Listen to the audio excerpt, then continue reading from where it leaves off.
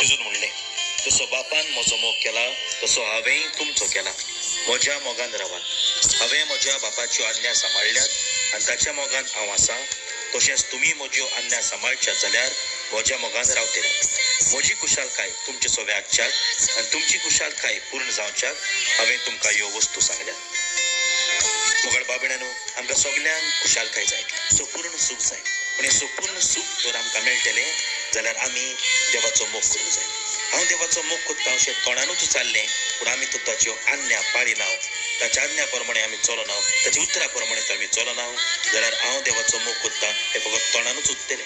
म्हणटच हांव तो देवाचो खरो मोग कोत्ता जाल्यार ताच्या उतरा प्रमाणे हांवें चलूंक जाय, ताच्यो आज्ञा हांवें सांबाळूंक जाय. हे दामान हांवें तांकां दिल्यात. तेच बरोबर व्हडांतली व्हडली आज्ञा, हांवें तुमचो मोग केला तसोच तुमी एकामेकाचो करात. म्हणटच ही आज्ञा आमी सांबाळुया.